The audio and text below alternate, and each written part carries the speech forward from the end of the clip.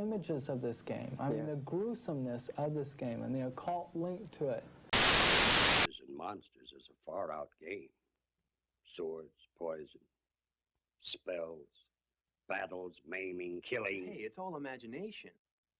Is it? But they'd take the pieces of the game, they would throw them in the incinerator or the fireplace, and screams would come out because there seemed to be some kind of spiritual forces inhabiting those pieces, and children would drop out of... I should have worn my gauntlet of ogre strength. Dumb. Any ideas, Mandar? Hahaha. Aren't these old people from the 80s so silly and so weird and so strange? Hey, you know what else is also weird and silly and strange? Watching this video and enjoying it and not hitting the subscribe button. I think that's something that you should do. You should hit the subscribe button immediately. If you don't, you're dumb. Hey, it's me again. I'm freaking adjusting this. But you want to know what's crazy? It's not real. It's not real. It never was real. Life is an illusion. I've done this bit before, but look, it's a different mic.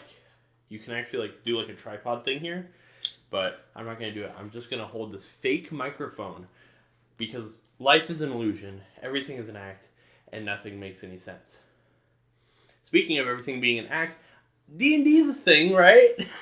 Bro, I remember there being this 57 episodes of children's TV shows where one of the villains is a guy playing D&D, or one of the heroes is these group of friends that play Dungeons and Dragons, and it's this huge thing and all that type of stuff.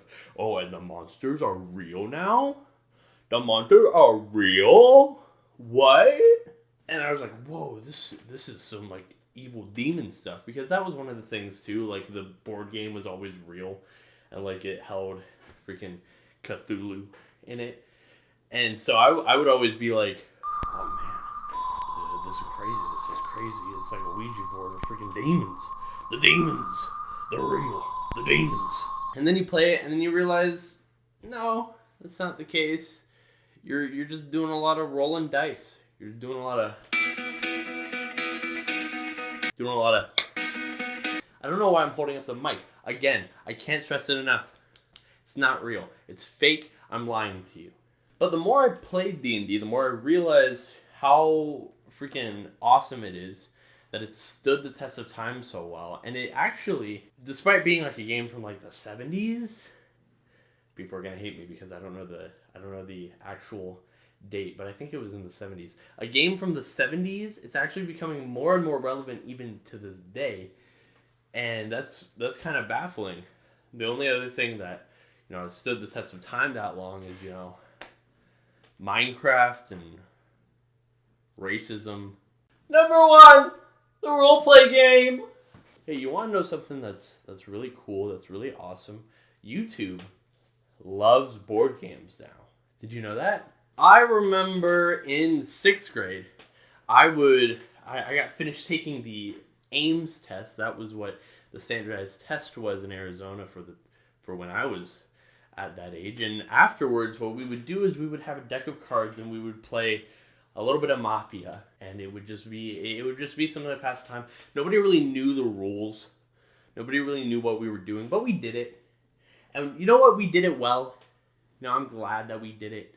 Really, really blew my mind. And then when I realized, I'd go on YouTube, and they would have games like Secret Hitler and One Night Ultimate Werewolf, and all these people would be coming together and they'd be playing it. And this was in 2015, and that was only the start of it. Then what I realized is that, boom, board game content was exploding. Or maybe it was just my algorithm because I just kept on watching board games. That doesn't fit with my argument, though, so I'm just going to act like they exploded. I saw so many different new indie games. I grew up on freaking Life and Monopoly, and now I'm seeing stuff like Secret Hitler, One Night Ultimate Werewolf, Town of Salem, all these different games, and what I realized is that they were all roleplay games.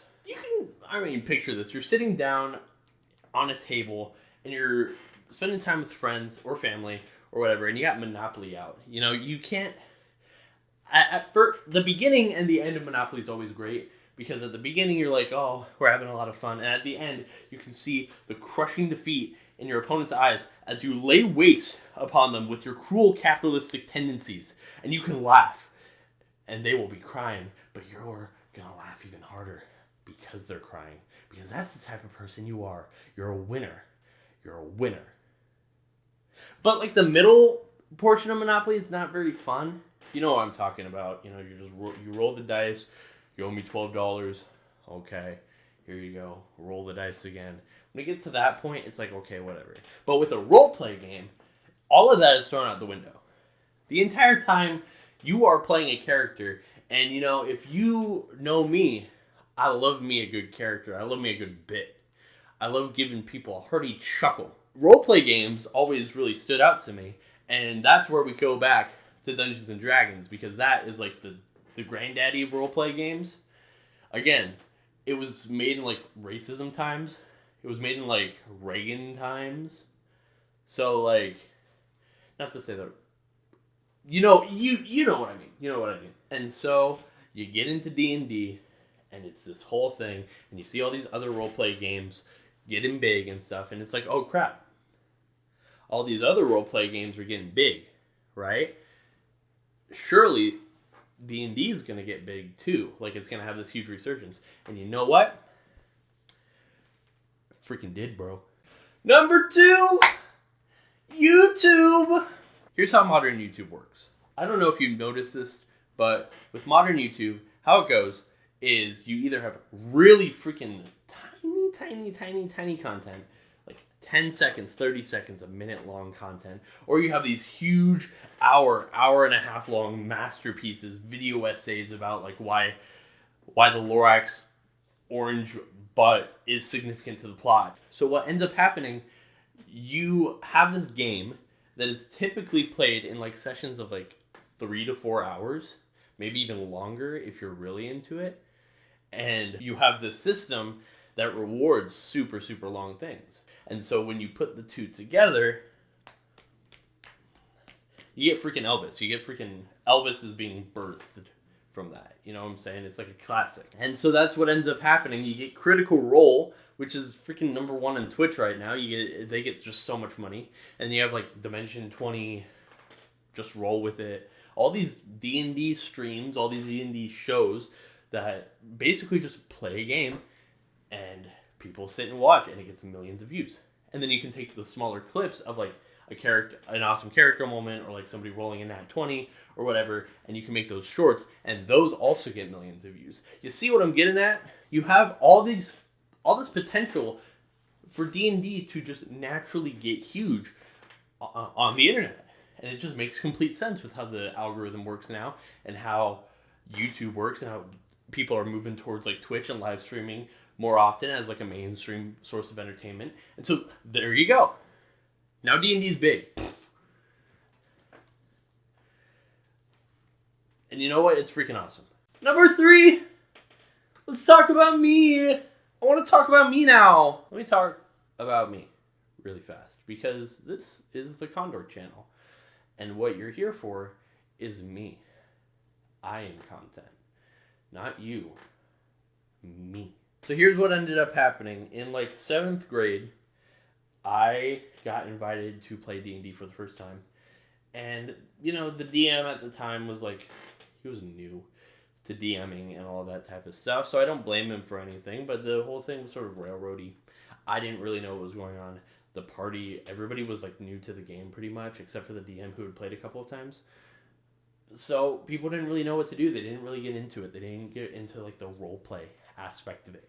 DM stopped having fun DMing, and it just sort of, that was it. And so that was fun. I sort of had a falling out with that group of people though, so I stopped playing. And you know, after that, D&D was sort of soured for me. You know, the past 2 experiences were like meh experiences. And so I just sort of just stopped. I just didn't try and find a new group to do it with, and I had other things to focus on. I had high school, I had a band, I had probably a third thing, I don't freaking know. Family, we'll say family. And so D&D just sort of fell off into the wayside.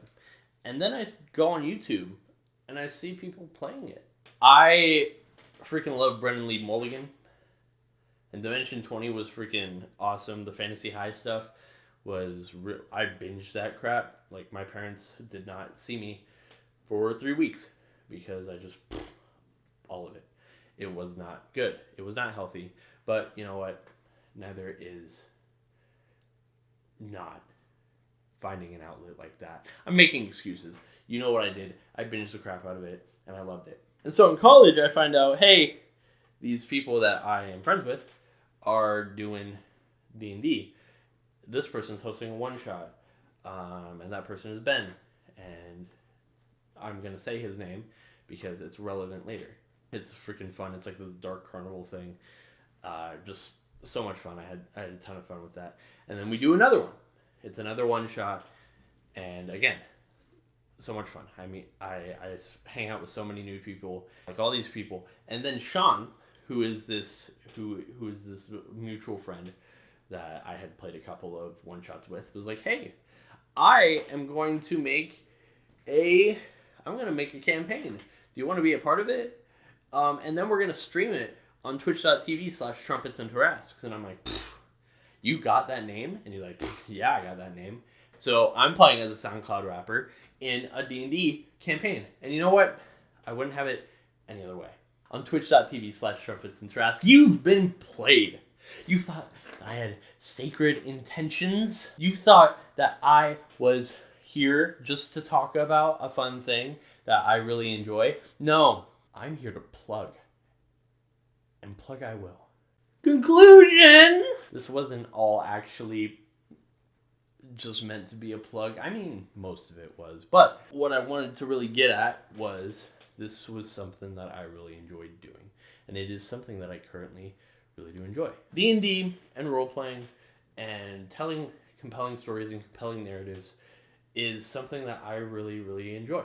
If you look back on the channel, half of my freaking videos are based on like trying to tell a forward story through the realm of video games. And so D&D was a natural progression for that. It was almost comical how easy it was to slip back into it, even though I hadn't played for years. And when I did play, I was like in junior high, and now I'm in college. I hope that in the future I get to make some more stuff, some more cool crap, some more cool, awesome stuff, and I get to tell more stories, and I get to spend more time with you guys. And that's the moral of this year, baby. I've decreed it. This year is the funny year. It's going to be funny. It's going to be cool. It's going to be awesome. It's going to be freaking Condork Season 2, baby. Let's go!